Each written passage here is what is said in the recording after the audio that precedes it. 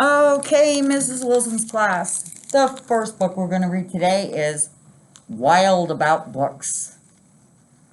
Have any of you heard this book before? No. Cool. So when I show the pictures, I'll also be showing the pictures to our friends who are still at home. Okay? It started the summer of 2002. You guys weren't even born yet, were you? I don't know. You weren't. When the Springfield librarian, Molly McGrew, by mistake drove her bookmobile into the zoo. Molly opened the door and she let down the stairs, turned on the computer, and sat in her chair. At first, all the animals watched from a distance, but Molly could conquer the strongest resistance.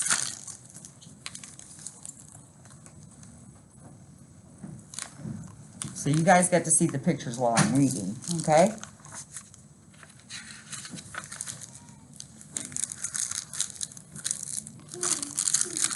Because I haven't turned the book around yet.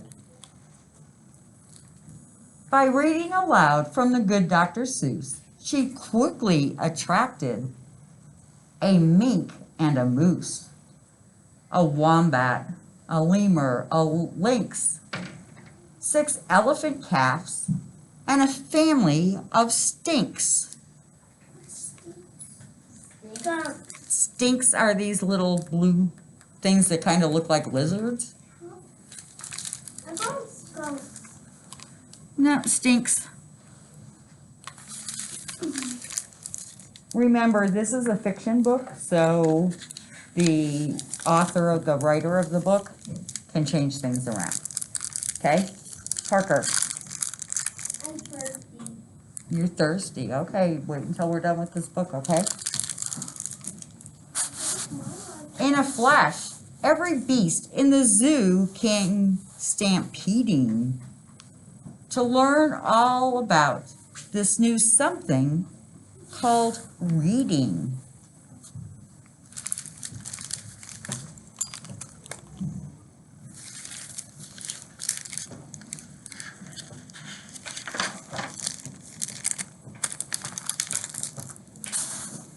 Leaving their niches, their nests, and their rocks, they went wild, simply wild, about wonderful books. Choosing thin books and fat books and cat in the hat books, and new books and true books, and heaps of how-do books.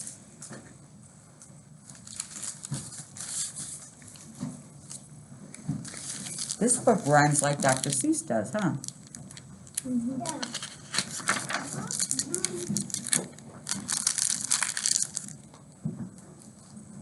Giraffes wanted tall books and crickets wanted small books, while geckos could only read stick-to-the-wall books.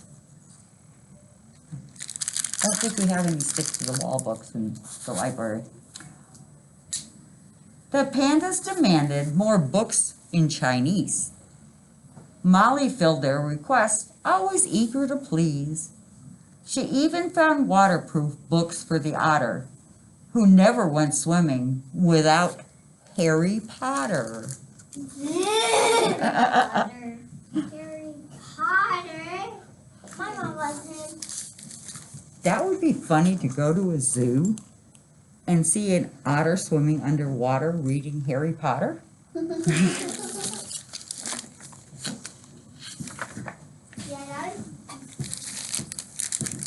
Raccoons read alone, and baboons read in bunches, and llamas read dramas while eating their lunches.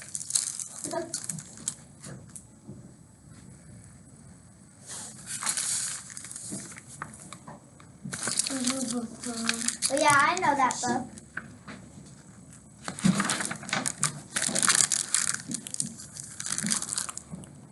Hyenas shared jokes with the red-bellied snake.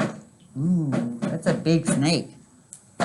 What big snake? And they howled and they hissed till their funny bones ached.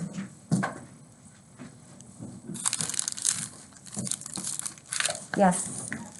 One time I saw a guardian snake.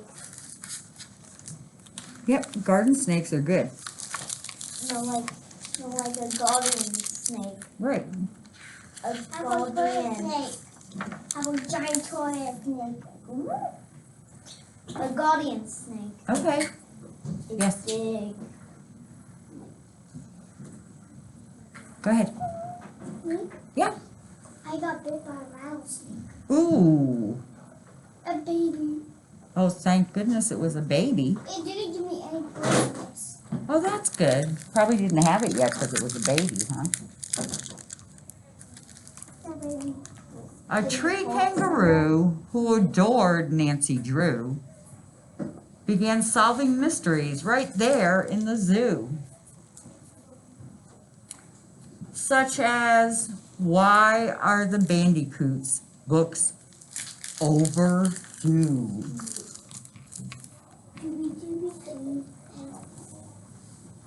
So the public libraries used to charge you money if you didn't bring your book back at time, but they're not doing that anymore. And we've never done it here at the school. Yes, Are you showing that at the computer?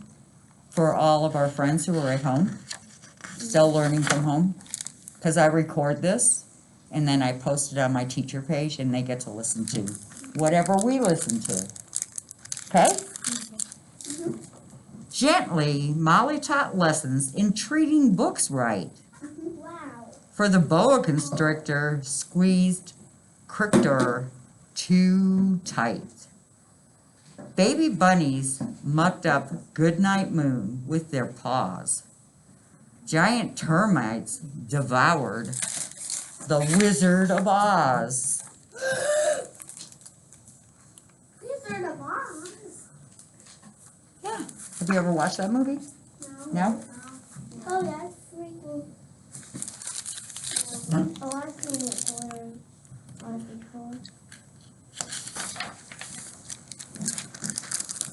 And Bear's love of books was completely outrageous.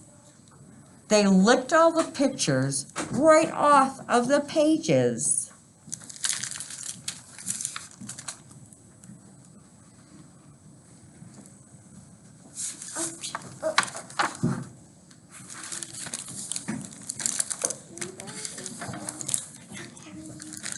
Tasmanian devils found books so exciting that soon they had given up fighting for writing. They made up adventures so thrilling and new that others decided to be authors too. Pythons wrote with their tails, penguins wrote with their bills, and porcupines wrote with their very own quills.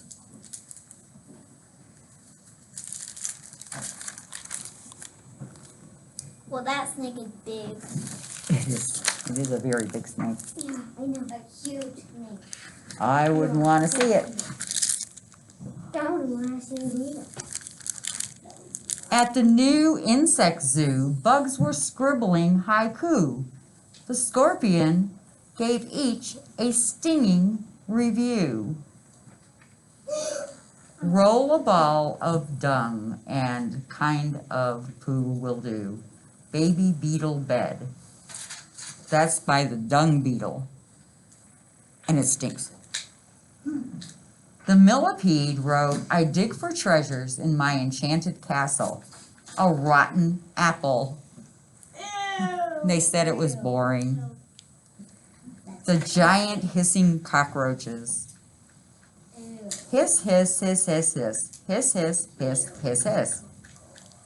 That's all they wrote.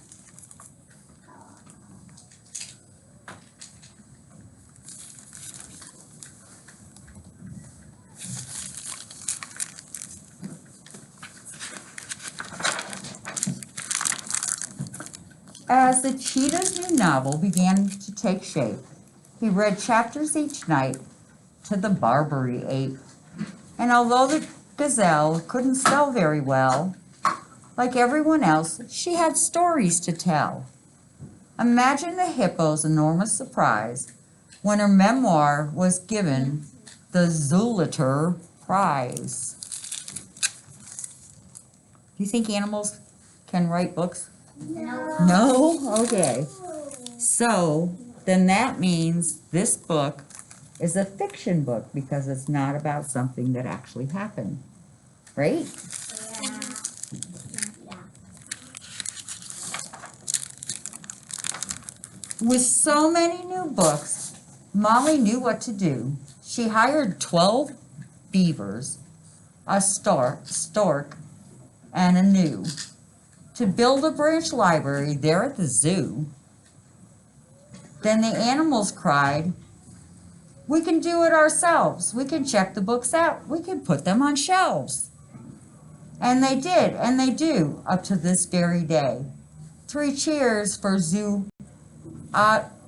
Zooabri, hip hip, hooroo. Hip hip. Yes. Is there a building the library? Yep, they're building a branch of the library right at the zoo, and the animals are doing it. Is that cool? There's something to dry because I just spilled on my desk. Okay, go get a paper towel from the bathroom and you bring it in and clean it up, okay? When you visit the zoo now, you surely won't mind. Oh yeah, there's paper towels right there.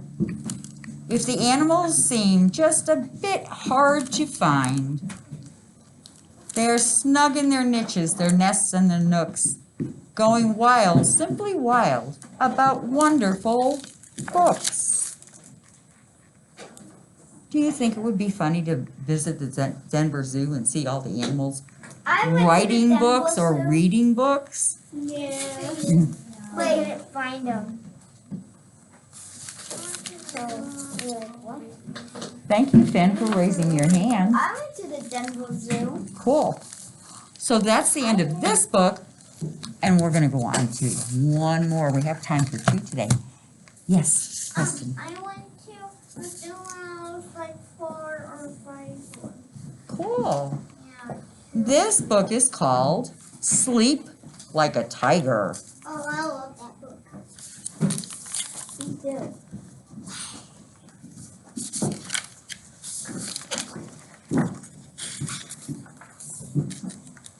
This is one of the books I read for the bedtime stories last year. Once there was a little girl who didn't want to go to sleep, even though the sun had gone away.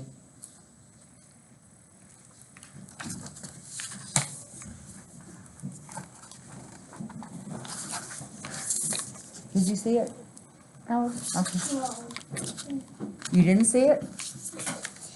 It's like Okay. giant orange. I do. It's on the tiger's back, huh? She told her mother, "I am not tired." She told her father, "I'm just not sleepy." Yes, sure.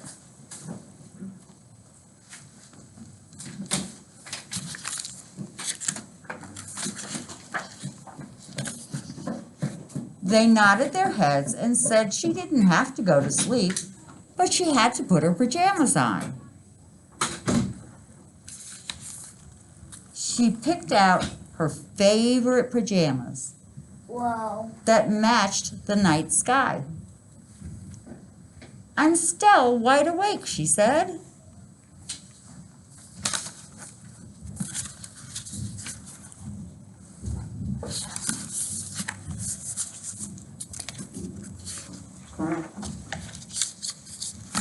Oh, thank you.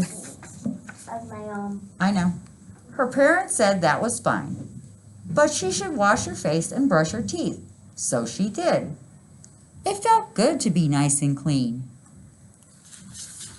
Then, because she loved climbing into her bed, she did. Stretching her toes down under the sheets, lying as still as an otter floating in a stream.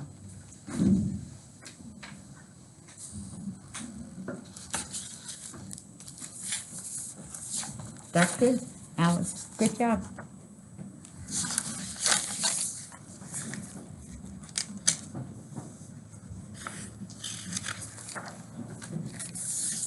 Does everything in the world go to sleep, she asked.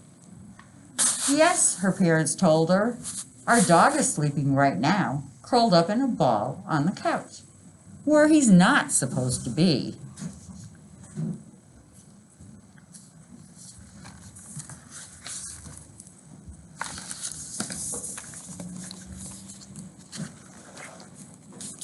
And the cat is fast asleep, stretched out in front of the fireplace, the warmest spot in the house. What about bats, she asked. They don't sleep. Well, not at night, her parents told her. But during the day, they fold their wings and tuck their heads and sleep hanging upside down in the safest place in the barn.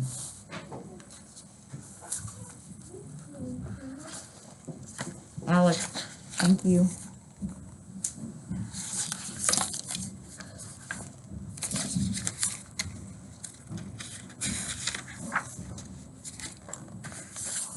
Do whales sleep, she asked. Yes, they swim slowly round and round in a large circle in the ocean, and they sleep. They're just sinking in the bottom. I don't really know. It doesn't look like they're all the way at the bottom. It's probably just wherever they happen to be.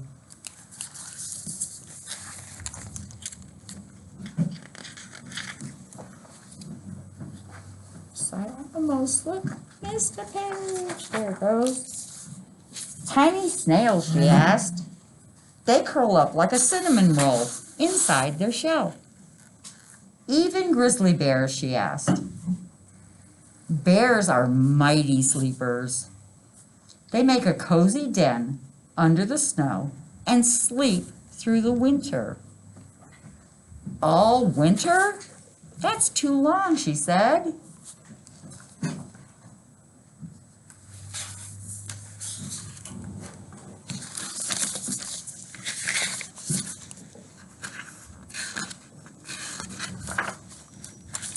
Most animals just sleep through the night, her parents said, tucking her in. I know an animal that sleeps a lot, the little girl told them. What animal is that? Her parents asked.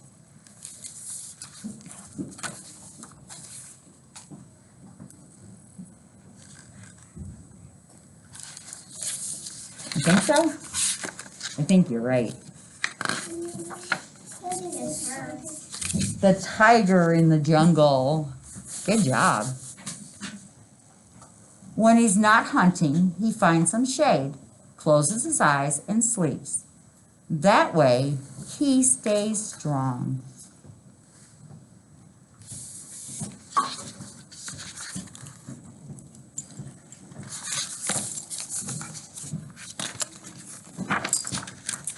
Her parents nodded. Sleep is good for that. Then they kissed her and turned out the light and stood at the doorway. I'm still not sleepy, she told them. We know, they agreed. You can stay awake all night long. They left her door open a crack. If your parents told you you could stay awake all night long. Well, what I would do is I would just keep my eyes open and lay down. Cool.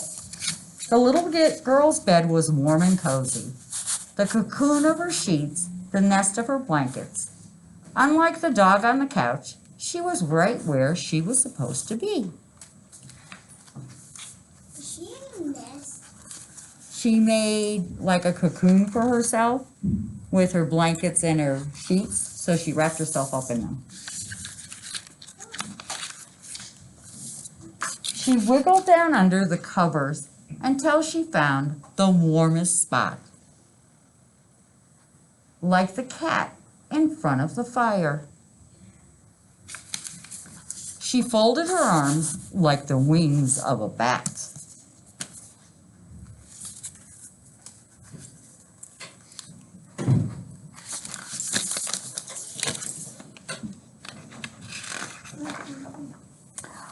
She circled around like a whale.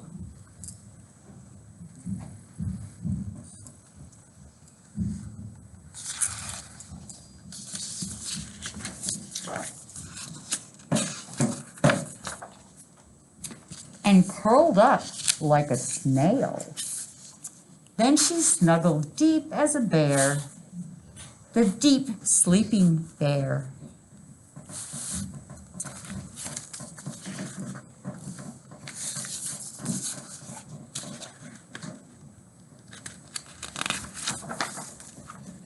And like the strong tiger, she fell fast asleep.